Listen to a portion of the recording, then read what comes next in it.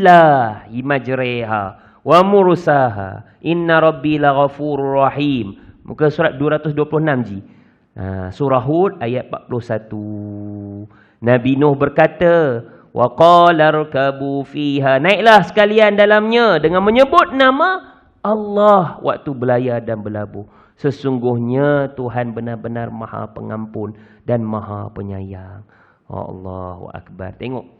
Bismillah. Jadi tuan-tuan, itu besarnya nilai basmalah. Ini saya sebutkan tadi. Jadi tuan-tuan tahulah bismillah tu istilah dia basmalah. Mungkin ada kelemahan apa semua, tapi kita benar minta tolong pada Allah. Tu dengan bismillah. Itu ya. Wa qala rkabu fiha bismillahi majriha wa mursaha. Last sekali tuan-tuan. Samalah jugalah tuan-tuan, salin saja besarnya nilai hamdalah. Boleh ya? Hamdalah ni apa tuan-tuan? Alhamdulillah.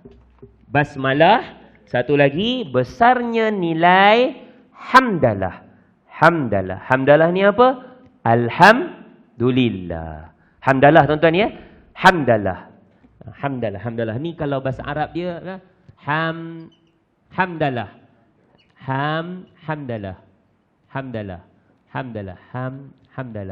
Hamdalah. Basmalah tu, basmalah bismillah lah. Hamdalah, besarnya nilai hamdalah. Hamdalah ni apa? Alhamdulillah. Tang mana? Alhamdulillah. Tengok tuan-tuan. Alhamdulillah ini bukan takat puji je. Kita terima kasih sungguh pada Allah. Segala puji bagi Allah Tuhan semesta alam. Almarhum Johan Nawawi punya lagu tu, Masya Allah. Banyak kebaikan dia tu. Sampai anak-anak cucu kita boleh hafal lah terjemahan suratul Fatihah dalam keadaan berlagu. Masya Allah. Ya, segala puji dan terima kasih. Di sana kita ada unsur kagum, takjub kita dengan Allah. Kagum dengan segala nikmat Allah. Jadi tuan-tuan, kadang kita dengan manusia ni takat paling tu kita puji ya. Kadang kita puji, tak terima kasih pun ada. Ataupun terima kasih sahaja, tak puji pun. Kan?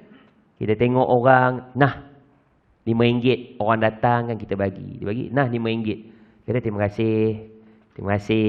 Nah RM10 bagi. Kita sebut apa? Terima kasih. Terima kasih je lah maksudnya. Tapi kalau alhamdulillah ni tuan-tuan bukan takat puji. Terima kasih pula. Tuan-tuan, kita bagi, orang bagi ni. Terima kasih pakcik, terima kasih, bagi RM5, RM10. Tiba kata, nah dik, ya Allah, baiknya pakcik ni. Kan? Tengok, baiknya pakcik ni.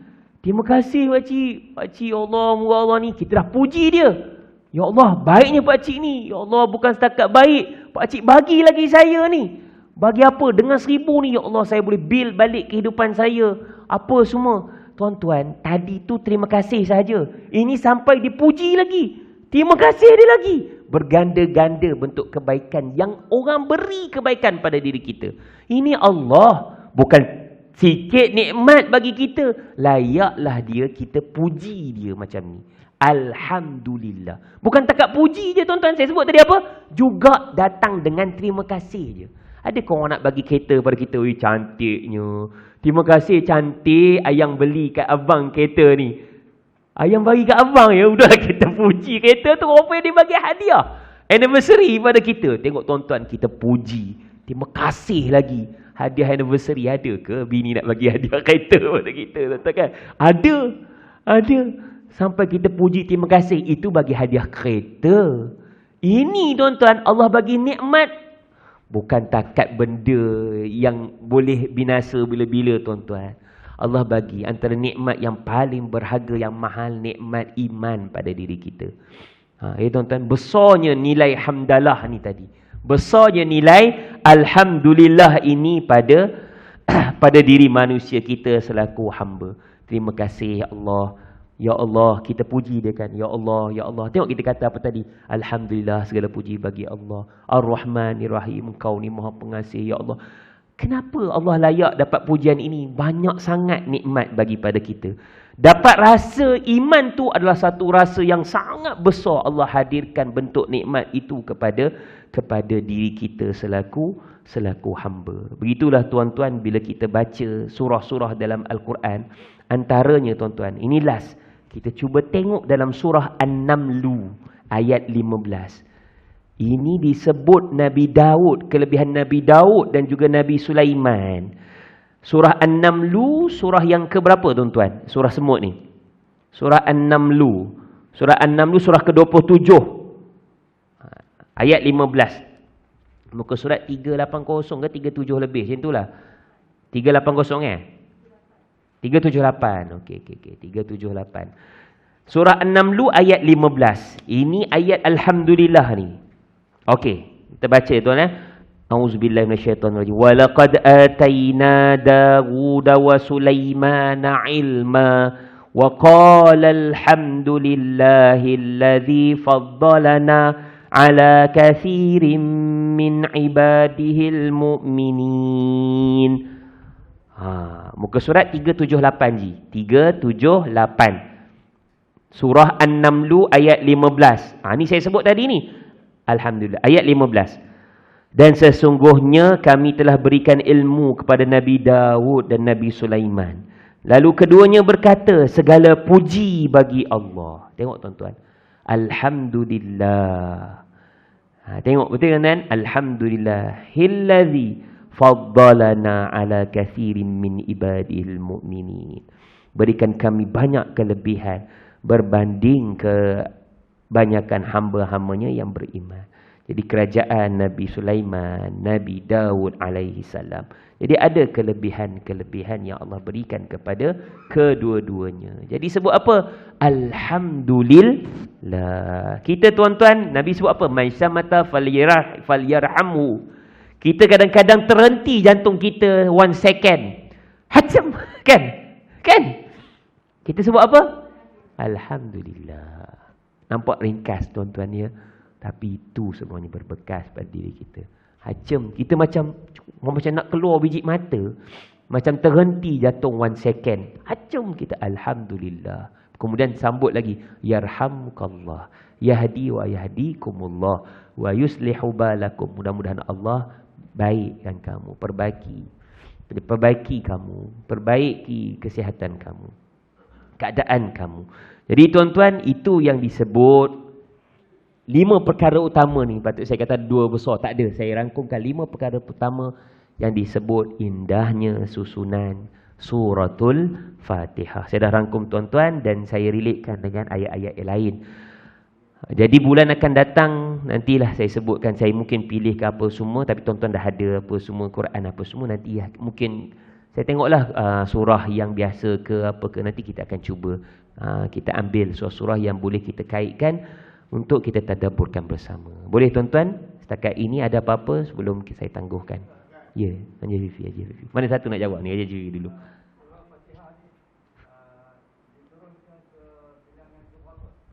Surah Fatihah ada yang disebut yang kelima daripada turutan. Ada yang disebut surah yang diturunkan kelima daripada keseluruhan. Ikut urutan lah. Seingat saya. Ya, sekaligus. Jadi macam mana?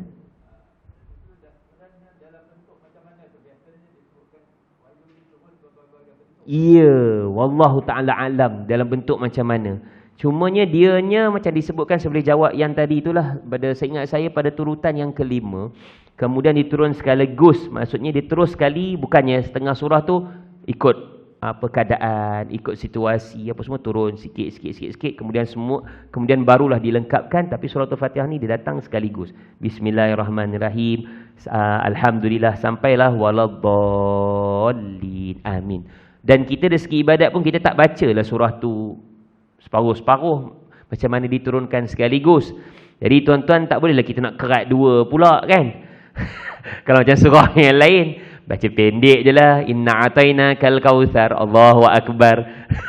Kan? Kedua ambil balik kan. Nampak macam main je tu kan. Jadi surah Al-Fatihah ni sekaligus dan bacanya pun sekaligus. Soalan yang terakhir tu saya tak boleh nak jawab.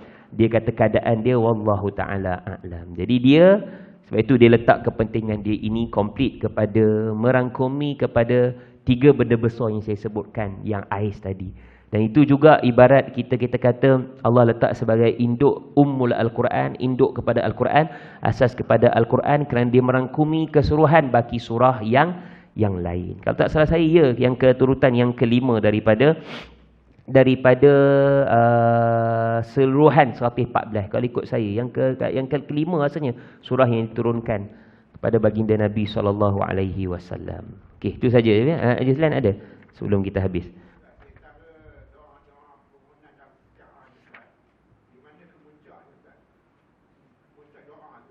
Maksudnya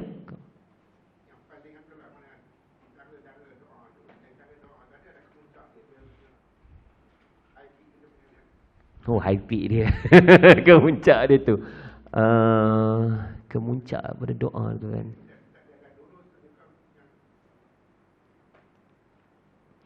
Dia macam mana tuan-tuan ya? Kita ni wa iza sa'alaka ibadi anni fa inni qarib. Ujibu da'watad da'i idza da'an. Falyastajibu li wal yu'minu bi. Allah Subhanahu Wa Taala sebut wa iza sa'alaka ibadi, apabila hamba-Ku minta padaku fa inni qarib. Aku sebenarnya dekat dengannya. Ya. Jadi tuan-tuan, saya tak boleh nak katakan tang mana, tang peak tu tang mana, ya, kemuncak dia. Tuan-tuan, kita minta berdasarkan adab-adab yang disusunkan oleh ulama-ulama, dan contoh yang kita buat itu, Allah macam kita boleh sebutlah, Allah akan makbulkan dalam pelbagai bentuk ikut dia. Ya, pelbagai bentuk ikut dia. Sama ada cepat ke, lambat ke. Saya tak boleh nak cakap tentang mana yang peak itu, yang paling mana apa pun. Antara adab yang kita belajar tu, kita minta lah dalam bentuk apa sahaja, dalam keadaan yang benar-benar kita minta selaku hamba. Maksudnya kita tazallul kita, rendah diri kita kepada Allah. Dan banyak benda yang kita kena jaga. Ada dalam kitab hadis 40 penawar hati yang pernah saya baca, kita khatamkan kat masjid ini pun disebutkan. Dalam tajuk khutbah pun kita sebutkan. Seorang minta pada Allah, wal malbathuhu haram wa ghudhiya fil haram. Dia ni diberi harta yang dikaut pun, dia dapat pun daripada sumber yang haram. Apa semua makanan yang didapat pun daripada yang dia tak kira halal dan haram. Jadi macam mana fa'anna yustajabulah. Nabi sebut macam mana nak dimakbulkan permintaan dia. Jadi tuan-tuan, mintalah macam mana pun selagi benda itu adalah dibenarkan dalam syarak. Dan kita serah pada Allah, pasti Allah akan makbulkan. Ikutlah dimakbulkan, disimpankan kepada akhirat. Ataupun dia cara makbulkan dalam bentuk yang kita tak sangka-sangka pun boleh jadi juga. Okey tuan-tuan ya. Itu saja. Jazakumullah khairan jaza. Ada lagi lah.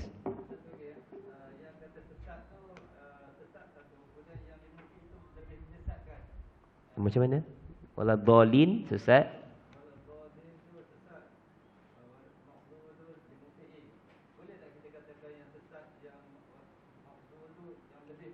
Ghairil maghdub, Yahudi. Ghairil maghdub, yang Allah murkai. Ayuh ha. Ayuh ha.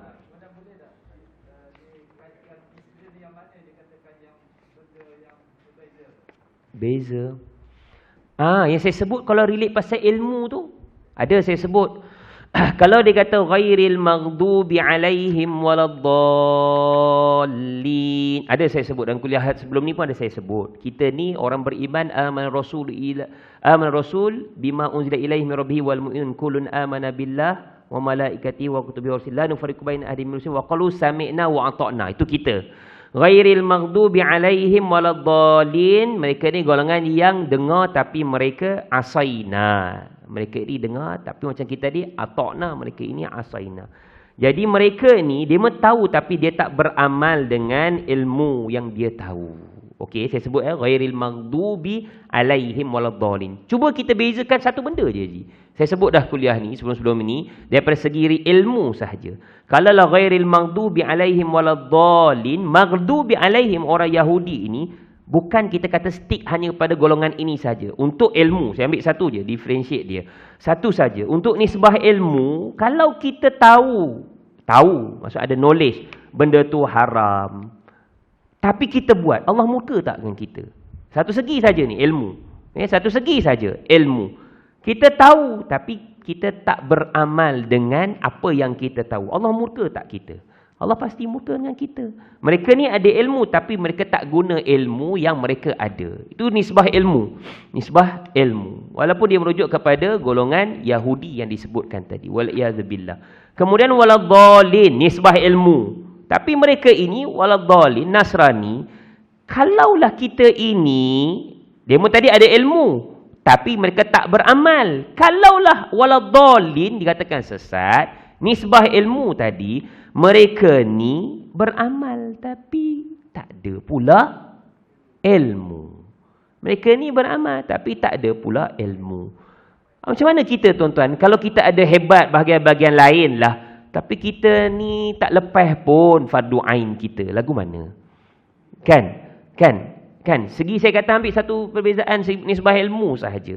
Kita boleh tak jadi sesat. Al-jahlu mautun qabla al-maut. Kejahilan itu mati sebelum datangnya mati yang sebenar pada diri kita. So itu dipesan pada kita, ta'allamu. Belajar. Cari ilmu. Fa'malu. Dah ada ilmu, dah ada knowledge. Kemudian kita disuruh beramal. Wa'lamu annakum lan turjabu illa an ta'malu ma tata'allamu.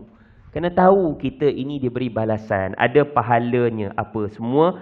Apabila kita beramal apa yang telah kita pelajari. Kita tahu tak benda tu haram apa semua. Tapi kenapa kita nak buat juga?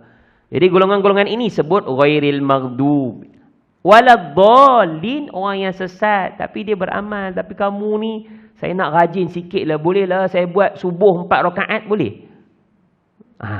Tuan-tuan. Ataupun dia benda-benda lain dia boleh tahu tu semua. Tapi fardu ain dia tak nak belajar. Dia kata semua. Tapi dia nak beramal. Lagu mana?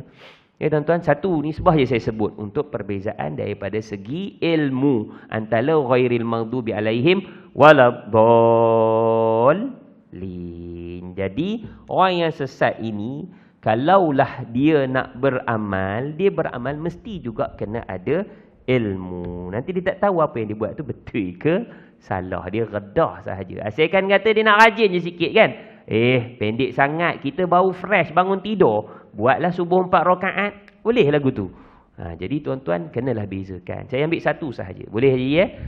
Baik, itu saja. Aku qauli hadza wa astaghfirullahalazim wa lakum. Saya mohon maaf kerana mengambil masa tuan-tuan puan-puan. Bismillahirrahmanirrahim. Alhamdulillahirabbil alamin. Wassalatu wassalamu ala asyrafil anbiya'i wal mursalin wa alihi ajma'in. Radina billahi rabbil bil islami dinan nabi Muhammadin nabiyyi wa rasula. Rabbana zidna ilma warzuqna fahma wa amalan salihan maqbula. Sallallahu ala Muhammadin wa sahbihi wa baraka wa sallam. Alhamdulillahirabbil alamin. Tasbih kafarah suratil asr.